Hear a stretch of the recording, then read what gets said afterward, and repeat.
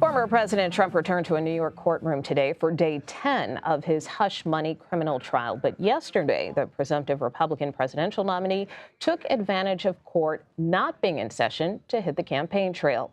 The former president held a rally in Waukesha, Wisconsin in the afternoon. The event marked his first campaign rally since the start of his New York City trial.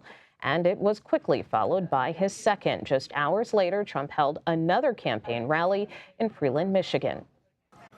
Our Robert Costa joins us from New York City. Robert, a recent CBS News poll shows Trump and President Biden are neck and neck in both Michigan and Wisconsin.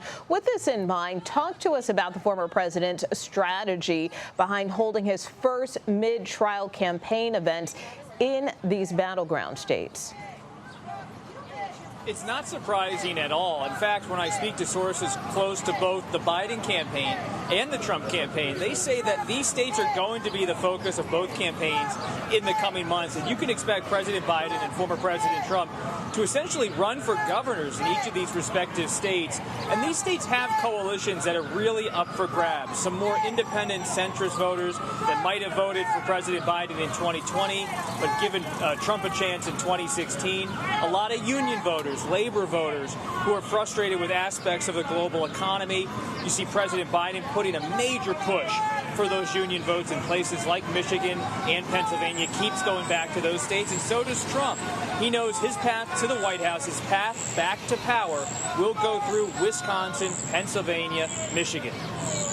Yes, certainly part of key states that are vital for both candidates, for sure. Also, I want to talk to you about the Commission on Presidential Debates, which just today pushed back against the Trump campaign's criticism of the 2024 debate schedule. Talk to us about why the former president's team is claiming that it's unfair and how the CPD is responding.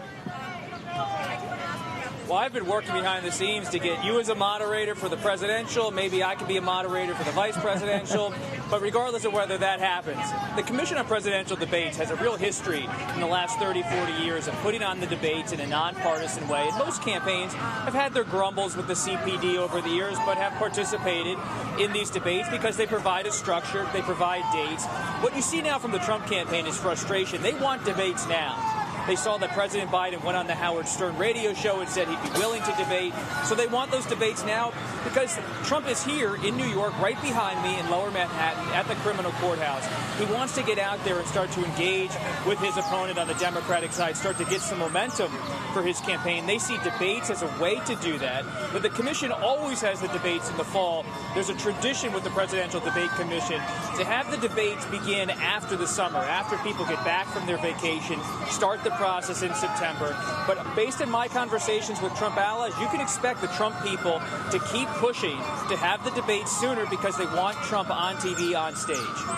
All right, Bob Costa, hopefully maybe we can moderate a debate together right here on America Decides. Who knows? Thank you so much for joining us.